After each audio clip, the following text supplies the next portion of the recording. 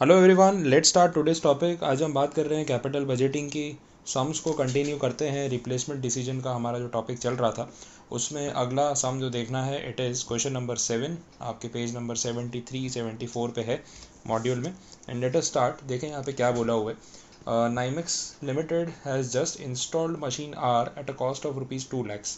ठीक है, मशीन की 5 ईयर्स की लाइफ है, कोई सैलवेज वैल्यू नहीं है। एनुअल वॉल्यूम ऑफ प्रोडक्शन दे रखा है, कितने यूनिट्स बनाते हैं और कितने रुपए में बेच सकते हैं। ऑपरेटिंग कॉस्ट भी दिया हुआ है अदर देन डेप्री। फिक्स कॉस्ट भी दे रखा है for the same level of production. तो 1,50,000 यूनिट्स का प्रोडक्शन है तो ₹3 के हिसाब से 4.5 लाख रुपए का फिक्स कॉस्ट है, वो भी दे दिया है।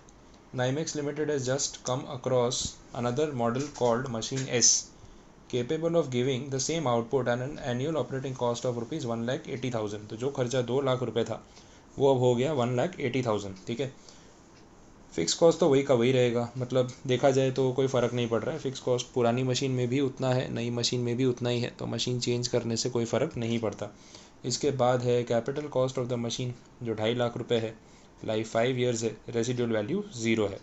Company has an offer for sale of machine R at ₹1 lakh, but the cost of dismantling and removal will be 30,000. As the company has not yet commenced any operation, it wants to sell machine R and purchase machine S। ठीक है, यहाँ zero tax company है for 7 years, तो इनके ऊपर कोई tax नहीं है। कैपिटल कॉस्ट ऑफ कैपिटल का जो रेट है वो दे रखा है। पॉइंट ये है कि हम इस मशीन को रिप्लेस करें या ना करें, कैसे कैलकुलेशन होगा। पहले सॉल्यूशन नहीं देखेंगे, पहले हम ट्राई करेंगे जो डेटा हमें दे रखा है उसके बेसिस पे। देखो, अगर हम बात करें सबसे पहले पार्ट ए की, इनिशियल कैश आउटफ्लो, इसमें उन्होंने बोला है कि अगर आप न्यू मशीन ख़रीदते हो तो cost of machine S is ₹2,50,000 only. अच्छा, इसके सामने पुरानी मशीन बेच के भी तो पैसा मिल रहा है ना। Salvage value of old machine R. अब इसमें ऐसा है कि 1 लाख रुपए मिल रहा है, लेकिन 30,000 तो खर्चा लग जाएगा उसको निकाल के बेचने का। तो अल्टीमेटली यहाँ पे चलो टैक्स का कोई पॉइंट नहीं है, लेकिन एक्सपेंस तो हो रहा है। मेरे हाथ में तो देखा जाए 70,000 ही आया ना, तो मैं तो वैसे ही कंसिडर करूँगा। इसके बाद जो अमाउंट बचता है इट इज़ ₹1,80,000। ये है part A, that is the initial cash outflow जो यहाँ पे कैलकुलेट करना था, तो वो हमने कर लिया है। अब हमें ये देखना है कि पार्ट बी जो है उसमें क्या हो सकता है। नए स्लाइड में लिख लेता हूँ ताकि आपको स्टार्टिंग से दिखे। एक्चुअली इसलिए मैंने वीडियो मेरा जो है वो ऑन नहीं रखा है, ताकि आपको यहाँ पे पूरा स्पेस जो है वो देखने को मिले कि यहाँ पे क्या लिखा हुआ है। अदरवाइज़ आधा पार्ट उसमें ही चला जाता है। शक्ल मेरी ठीक है लेकिन ज़रूरी नहीं, इसलिए मैं नहीं दिखा रहा। आप जानते हो मेरे को, I am already popular with you, तो इतना प्रॉब्लम नहीं है। ऑपरेटिंग कैश फ्लो, ठीक है। ऑपरेटिंग कैश फ्लोज में एक बोला है annual savings in operating cost. 2 lakh रुपए के बदले नई मशीन में खर्चा होगा सिर्फ 1,80,000, ₹20,000 का एनुअल सेविंग्स। ठीक है, ये तो हो ही रहा है। और कुछ है खर्चा? फिक्स कॉस्ट तो सेम का सेम ही है, इसलिए वो तो इररिलेवेंट है। पुराने से नए पे जा भी रहा हूँ मैं, तो कोई फ़र्क तो पड़ नहीं रहा है। डेप्रीसिएशन का इफ़ेक्ट तो चेंज होगा, क्योंकि पुरानी मशीन पे डेप्री का खेल कुछ और था, नई मशीन पे कुछ और है। तो डेप्री में जो भी चेंज आया होगा उसका इम्पैक्ट यहाँ पे पड़ेगा। इसके लिए आप एक वर्किंग नोट बना सकते हो। मैं यहाँ पे साइड पे आपको एक कैलकुलेशन समझा देता हूँ। कलर चेंज करते हैं, चलो। हाँ, ये अपना वर्किंग नोट बनेगा फॉर डेप्रीसिएशन। मशीन आर जो है उस पर डेप्री कितना आएगा, तो 2 लाख रुपए की मशीन थी, 5 साल की लाइफ, 40,000 रुपये। और मशीन एस जो है उसकी वैल्यू 2.5 लाख रुपए, 5 साल की लाइफ, नो सैल्वेज वैल्यू, डेप्री आएगा 50,000।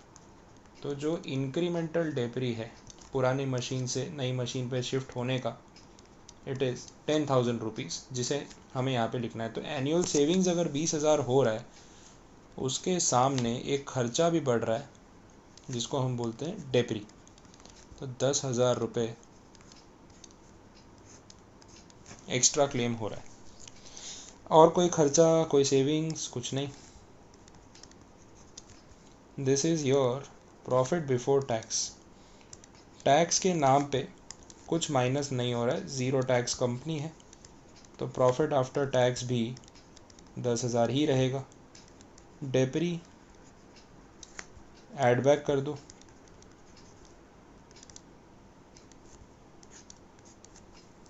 CFAT भी 20,000 रुपये ही आएगा।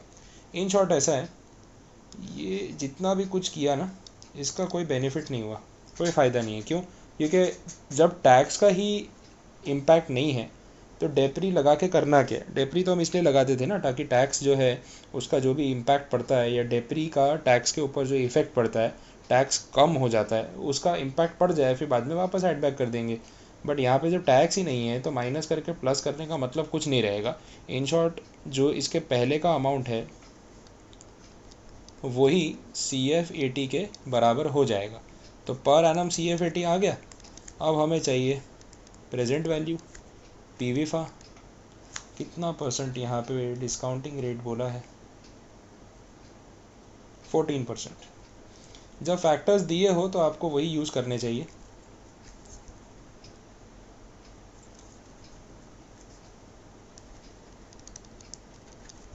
फाइव ईयर्स की प्रोजेक्ट की लाइफ। ठीक है, मैं एक बार कैलसी पे ले रहा हूँ, थोड़ी लिबर्टी ले रहा हूँ, आप सॉल्व करना उसको जो वहाँ पे है प्लस करके। GT फैक्टर आ रहा है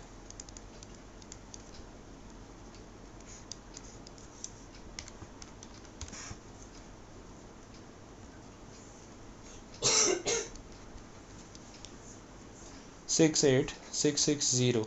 This is the present value of operational cash flows, that is part B। Part C के नाम पे तो यहाँ कुछ है ही नहीं। ठीक है, तो NPV जब निकालना होगा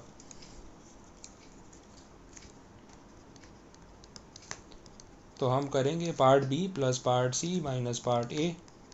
68660 ज़ीरो, इनिशियल इन्वेस्टमेंट था 1,80,000 रुपये। ये तो काफ़ी ज़्यादा ही नेगेटिव आ रहा है यार।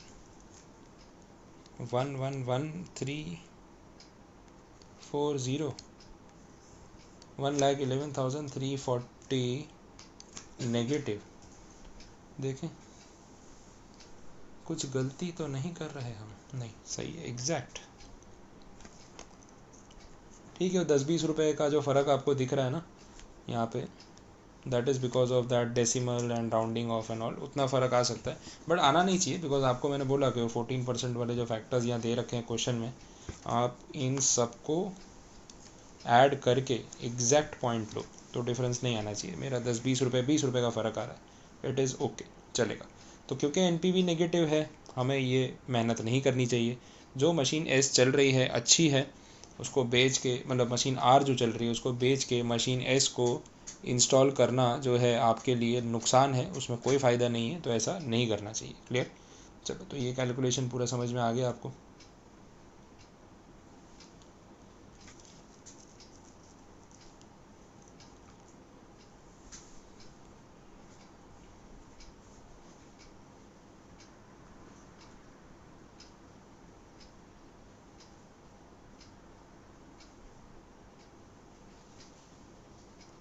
ओके,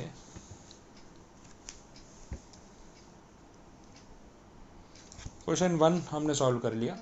यहाँ 2 क्वेश्चन पूछे। सेकंड वाले की मैं बात करता हूँ। Will there be any change in the view, in your view, if machine R has not been installed? मतलब अभी तक हमने मशीन R इंस्टॉल की नहीं है, बट हमें सिलेक्ट करना है कि मशीन R इंस्टॉल करें या मशीन S इंस्टॉल करें।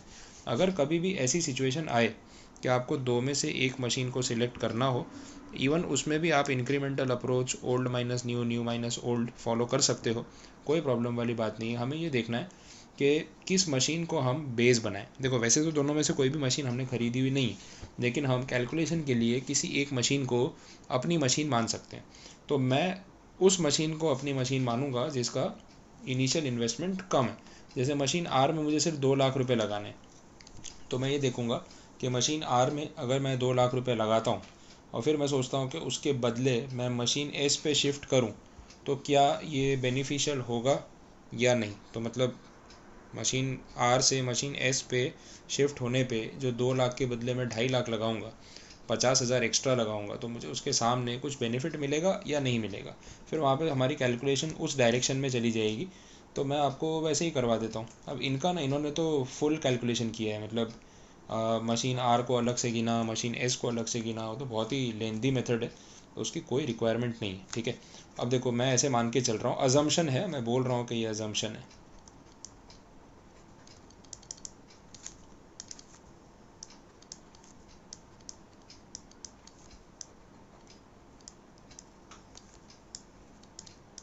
क्यों मशीन आर को ही मैं ऑन कर रहा हूँ, क्योंकि वो सस्ती है इसीलिए। तो अगर मैं मशीन आर से मशीन एस पे शिफ्ट होने की सोचूं तो क्या, पर कैलकुलेशन में कोई फ़र्क तो है ही नहीं, तो फिर क्यों अलग से ये लोग गिनवा रहे हैं फालतू में। प्रोडक्शन वही का वही है ना।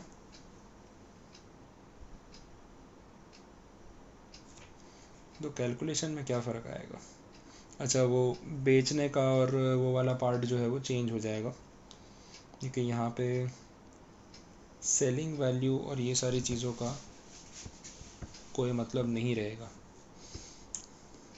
मेरे हिसाब से वो मेथड भी ठीक है, इन्होंने जो किया है वो मेथड भी ठीक है, कोई फ़र्क पड़ना नहीं है। एक बार ट्राई करते हैं, अपनी मेथड से ही चलते हैं, फिर देख लेंगे। मैं ये देख रहा हूँ कि भाई इनिशियल कैश आउटफ्लो में मेरा इंक्रीमेंटल एक्सपेंस जो है वो हो जाएगा 2.5 लाख माइनस 2 लाख, मतलब 50,000 रुपये मुझे ज़्यादा खर्च करने पड़ेंगे। अगर मैं ऑपरेटिंग कैश फ्लोज़ की बात करता हूँ तो यहाँ मेरा 20,000 रुपये हर महीने बचेगा, वो मैंने देखा। टैक्स वैक्स का तो झंझट था ही नहीं यहाँ पे। तो जो 20,000 रुपीज़ मैं एवरी ईयर सेव करूँगा वो मैं पीवीफा के बेसिस पे मल्टीप्लाई करके देख सकता हूँ। पिछले कैलकुलेशन में भी हमने यही किया था, सीधा CF80, तो वैल्यू वही आने वाली है 68660, कोई चेंज नहीं। This is part B, part C है नहीं, तो यहाँ पे मेरा NPV पॉजिटिव आएगा 18,660। आप बोलोगे सर ये क्या, नंबर भी सेम है, वैल्यू भी सेम है, लेकिन वहाँ NPV नेगेटिव आ रहा था, यहाँ पॉजिटिव आ रहा है, ऐसा कैसे हो रहा है। अच्छा देखो, इनका जो आंसर आ रहा है वो ये है। अगर आप इसका डिफरेंस लेते हो तो क्या मेरे आंसर से मैच करेगा। 18,040 रुपीज़, नहीं सॉरी 18,640 रुपीज़। हाँ ओके, आंसर मैच कर रहा है, जो मैंने आपको करवाया और जो ये बता रहे हैं वैल्यू सेम ही आ रही है, कोई फ़र्क नहीं है। 18,640 660 वो मैंने बोला था, राउंडिंग ऑफ का जो 20 रुपये का फ़र्क था वही है। इन शॉर्ट मैंने जो ये मेथड आपको बताया इसमें कैलकुलेशन आपका बहुत ही शॉर्ट हो गया, आंसर जल्दी आ गया। हाँ, ये जो फ़र्क आया कि क्यों यहाँ पॉजिटिव आया NPV वहाँ नेगेटिव आ रहा था, डिफरेंस ये है कि वहाँ पे पिछले सम में वो 2 लाख वाली मशीन जो है वो हमने ऑलरेडी ख़रीद के रखी थी, यहाँ हमने सिर्फ अजम्पशन लिया है।